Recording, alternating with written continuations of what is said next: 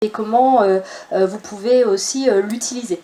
Voilà, donc c'est 0-17 ans en fait pour stipuler qu'on intervient auprès des mineurs.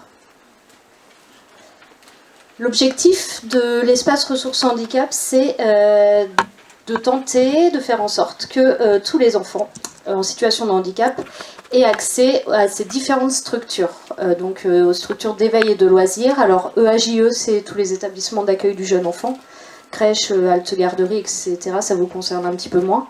Les centres de loisirs, les accueils périscolaires, matin, soir, un accueil chez des assistantes maternelles, ce qui n'est pas toujours évident non plus.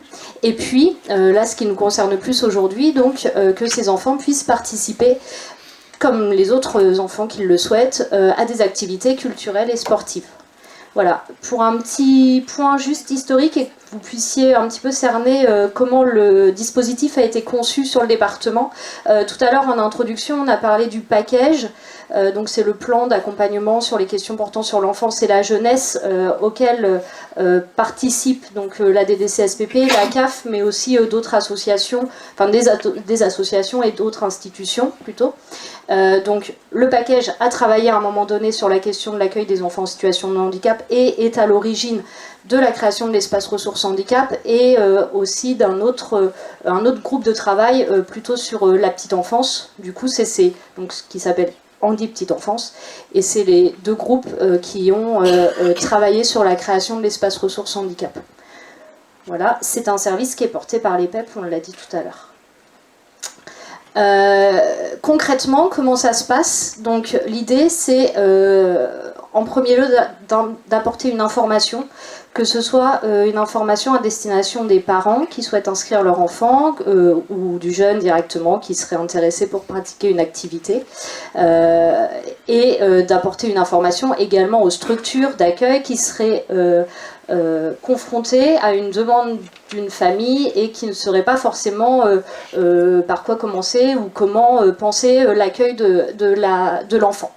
Donc une grosse partie de l'information. Ensuite, on organise des actions de sensibilisation et de formation. Alors les actions de sensibilisation, c'est plutôt moi qui les fais, sur tout le département, à partir du moment où on me sollicite, en fait. Donc une structure qui souhaite sensibiliser à la question du handicap et de l'accueil des enfants en situation de handicap dans leur service, peuvent contacter l'espace ressources handicap et on définit ensemble le format du temps de sensibilisation. Ça peut être sous plusieurs ateliers, un seul, enfin voilà. On définit vraiment ensemble en fonction des contraintes aussi de fonctionnement des services. C'est quelque chose qui se met de plus en plus en place, principalement pour le moment au niveau des structures petite enfance et de loisirs, mais du coup c'est tout à fait transposable et envisageable aux structures sportives par exemple. Accompagner, là il s'agit d'accompagner à la fois les parents et les professionnels dans la mise en place d'un projet d'accueil en fait.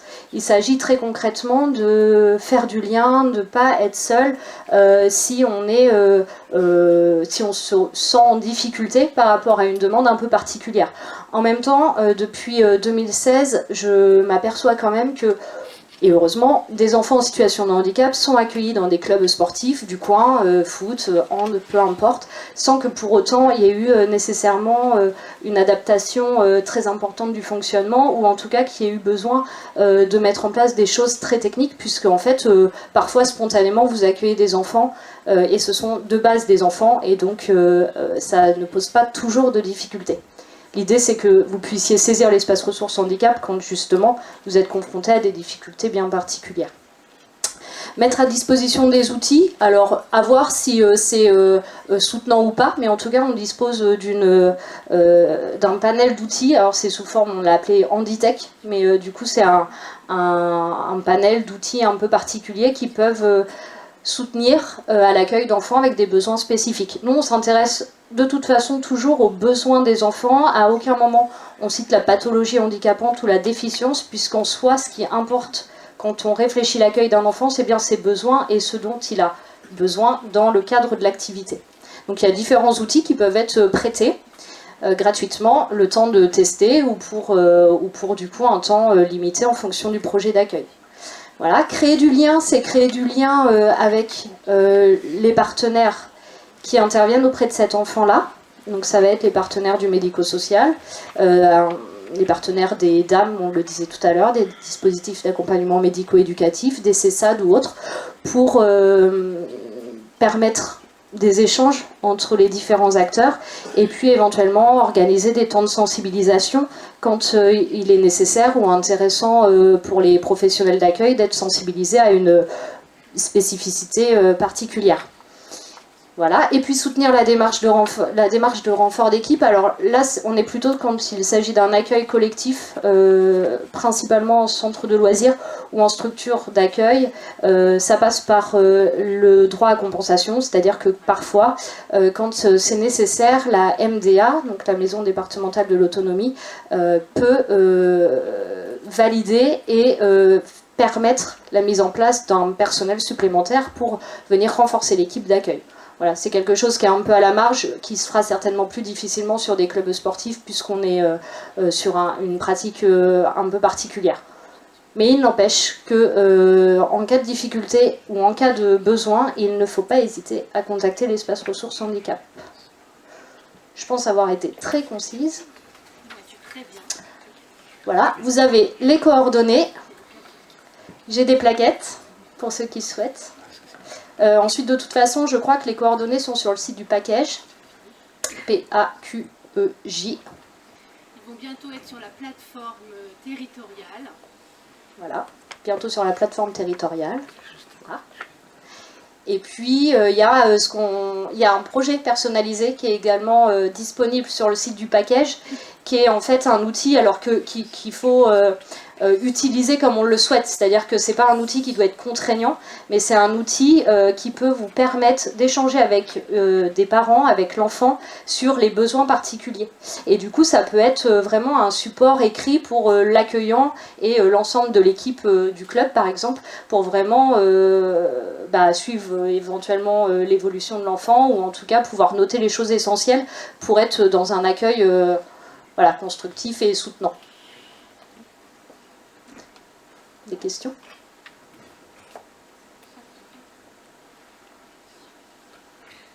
Alors, on ne marche pas. Si, ça marche. Si. Ça marche ? Ah oui, ça marche. J'ai une question. Ah. Tiens.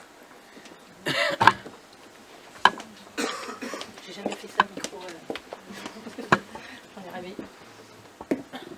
Bonjour, excusez-moi. En fait, j'ai pas compris exactement ce que vous faites. Est-ce que vous êtes une plateforme électronique ou une plateforme Physique ? Voilà, non, mais une association, parce que j'ai pas... En fait, je suis toute seule sur le dispositif. D'accord. Pour tout le département. Ok. Donc je me déplace partout où les structures m'appellent, sur tout le département. Ok. Voilà. Mais après, je peux être soutenante aussi par téléphone s'il y a besoin pour faire du lien. Alors c'est avec Stéphanie Lemazurier notamment qu'on a mis en place les journées de sensibilisation qu'on vous a proposées, qu'on a malheureusement dû annuler au mois de novembre, mais qui seront reproposées l'année prochaine. Au départ, c'est des journées de sensibilisation en direction des organisateurs d'accueil de loisirs et des animateurs d'accueil de loisirs. J'ai souhaité l'ouvrir aux éducateurs sportifs, qu'ils soient professionnels ou bénévoles. C'est vraiment le premier niveau sur la représentation du handicap.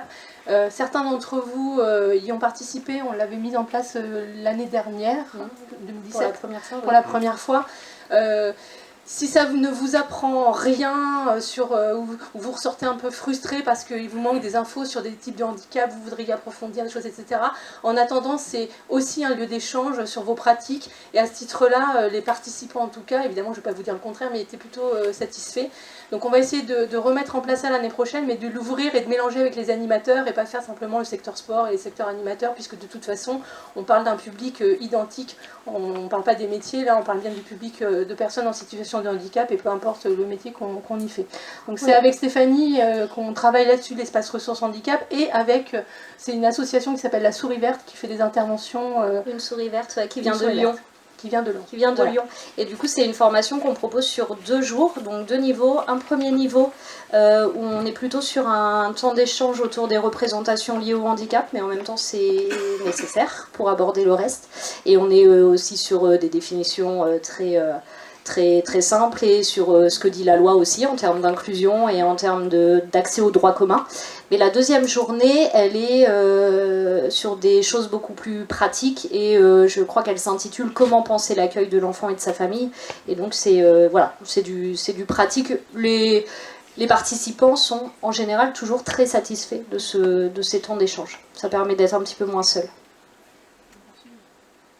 Merci.